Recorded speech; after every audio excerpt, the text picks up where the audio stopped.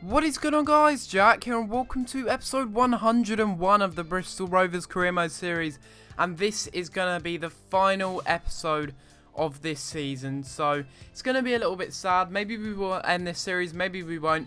It's up to you guys to decide what happens to this series next. I'm not going to be starting the next series until I get back from my holiday, so there may be a few days where this series won't be uploaded, but that's just so you guys can have a little think at what you want to see next on this channel. If you want to carry on seeing this and see me try and win the Champions League, then, you know, by all means, just let me know in the comments down below, and I will go ahead and do that and continue the series on from there. But just let me know in the comments down below, guys. We're going to go into this episode, and we're going to hope that we can win the Barclays Premier League title if we can. We've just got to win our next two games. We've got to beat Manchester United. We've got to beat Everton here. And if we can manage to do that, we've got a really, really good chance of winning the league title. And that would just be an incredible feat, especially when you look at our squad. It's really, really not the strongest whatsoever. I would have expected Chelsea to be up there as well, challenging for the title. But instead they're in fourth and they're miles behind us. I do believe that Liverpool is also in third as well. And I think Arsenal and Manchester City, they're just non-existent really in this career mode. I don't even know where they are. I don't even think they've qualified for Champions League or even Europa League. It's quite embarrassing actually. But anyway, the first chance in this game did come as Dongu came running through. But unfortunately, it was a really, really good last-ditch challenge by Seamus Coleman, and we get a corner off of this chance, and it was a really good chance to actually score here, because as we give it to Josh Murphy, the corner, well, the header's not that good enough, but James Wallace goes for a volley, and somehow the defender managed to block that there. I do believe that was Traore. Yeah, I just called him Traore there, not Traore, because he's just so freaking tall. I mean, he's 6'10", I think. That's just absolutely ridiculous for a striker. I knew I had my work cut out, because I knew they'd be swinging balls into the box day and night, and they were actually doing that. They were constantly whipping in balls into the box and just trying to feed Traore, because of course he's got that immense heading. And right here they get a really good chance, but Darren Gibson gets taken down, and I really thought that was a penalty actually. If you have a look at it in the replay, Belek tries to get the challenge in. That's a very close call. That was just on outside the penalty area. Only just though. I was surprised it wasn't a penalty, and luckily from the free kick, it's a really poor effort from James McCarthy, and the score still remains at 0-0. That could have easily been a penalty, and that could have been game over, because coming down from 1-0 or 1 goal down against Everton, it's just going to be really difficult to get back, because they've got a really solid squad. But nevertheless, we had a really good chance here in the 21st minute on the counter-attack, as Josh Murphy lays it off, and it's Marquez Amorim who gets the goal there and makes it 1-0 in this match, as Josh Murphy cuts inside. That is a really good finish, and that is his first goal in a Bristol Rovers shirt as well, after we signed him from the free agents, and that is a really, really good goal. And coming at an important time as well, a debut goal. Talk about an important goal in this match, as he makes it 1-0 here. And it's a bit of a scrappy finish, you could argue, because he does get tackled. That could have easily been a penalty if he didn't actually get it into the back of the net. I think it would have been, but I'm really crap at penalties, so I'm glad it wasn't a penalty in the first place anyway. But into the 45th minute here, just before half-time actually, they go for a long shot there, and Darren Gibson's shot is easily saved. Well, not easily saved, but saved by Robert Lainton in the net, and it remains at 1-0 to us. And from that chance, they did get a corner here, a really good chance to score, as they got Traore in the box. So, you know, it would be a really good chance if they could cross it in. And he actually almost went for a bicycle kick there, but of course he's a little bit too tall for that. And I would be surprised if Traore scored a bicycle kick. But into the 85th minute here, not much happened, because I was parking the bus basically. I wanted to try and win this match and basically not concede. But as Lazar Markovic gets on the ball here, he threads it through to Ross Barkley. I thought he would have been onside. And had he have been onside, that would have been a straight-up penalty, because Robert Lainton, you saw there, took him out. Look how close that was. The linesman got it just right. And maybe, just maybe, we can now win the league title. Who knows?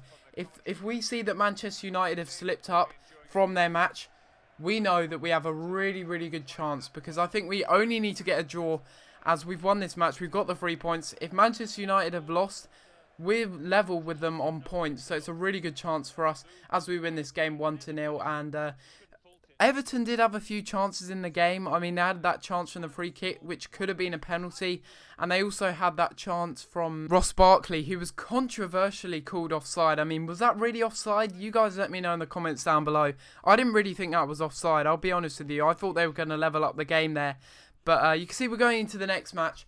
And it's going to be the title decider against Manchester United. We haven't actually had a look at the league table yet, so I don't actually know whether or not we've actually got a chance of winning the league here. But if we haven't, we made a valiant effort. You could put it that way. We've tried our best, and we failed miserably. No, we haven't failed miserably, but you know, we've tried really hard, and to achieve second would still be an absolutely fantastic achievement for this football club, because Bristol Rovers, of course, if you look at our team last season, was just awful, really. I mean, we finished 10th last season, and to finish second this season, or even first, I mean, we don't have a chance of finishing first now, because of course Manchester United have a superior goal difference, and even if we win this game, you know, we'd have to win it like 25-0 or something, and that's not going to happen now, is it? But it would still be nice to beat Manchester United, as it would show that we're a more dominant side than them, even though we've got a weaker team. And the first chance in the game did come here, as Jordan Obita did cut inside with the fake shot. He lays it off to Ryan Brunt, who gives it to Michael Smith, who crosses it first time into the box. A really good header, and it's a goal. Lindegaard absolutely messed up there. And Ryan Brunt does tuck the header into the back of the net and make it 1-0. At this point, I did actually think that would be the goal that would seal us the league title, because I had no idea about Manchester United's goal difference at that time. But nevertheless, we do score and make it 1-0 there. And it was a really, really good, well-taken chance there by Ryan Brunt. It was a mess up by the goalkeeper, yes, but still, it was nice to score that goal and make it 1-0. But Manchester United, they were not going to let us win this game whatsoever. And as Cavani goes to the header there, it falls to Kagawa, and that was a really good chance for Shinji Kagawa right there. The volley that he just hit was superbly hit there. You can see on the replay, it flew inches wide of the post. I mean, that was very lucky on my part. But I'm pretty sure George Long had that covered in goal, as he was diving the right way anyway. But another chance came here in the 45th minute, as Kagawa was actually played through here. And then Matuidi picks up the ball here. Has a shot from outside the box, but it's a really, really good save by George Long. And the score remains at 1-0. That was a really good save. And George Long surely has been the goalkeeper of this season out of all of the Barclays Premier League goalkeepers. I'm pretty sure he's had the most clean sheets. Correct me if I'm wrong. I'll have a little look at the end of the season and have a look at how he's actually done, because he's been a really good goalkeeper. And just as I say that, he makes exactly the same mistake that Lindegaard made earlier in the game when Ryan Brunt got a free header, and this time it was Kagawa that won the header.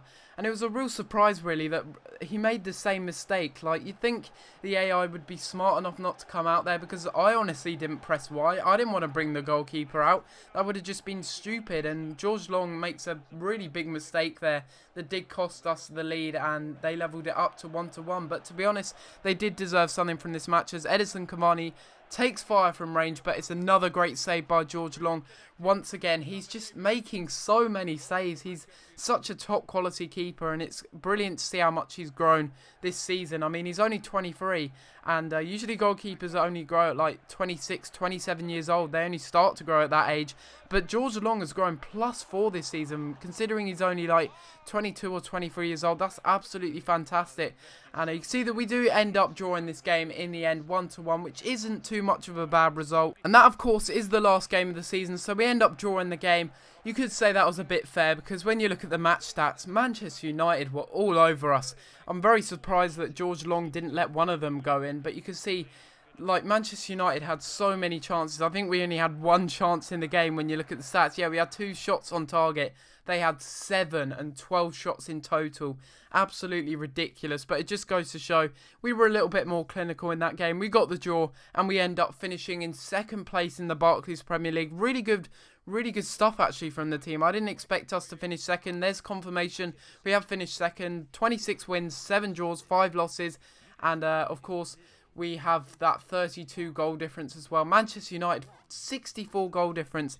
And you can see there, Watford, Hull City and QPR have all been relegated, which is a shame to see because QPR, they did come up with us, and it's a shame to see they've been relegated. Chelsea have won both the FA Cup and also the Capital One Cup. Of course, they knocked us out in the final, which was a real shame, as we had a chance to win our first piece of real silverware, apart from the J-Paint trophy, but you can't really count that as silverware now, can you?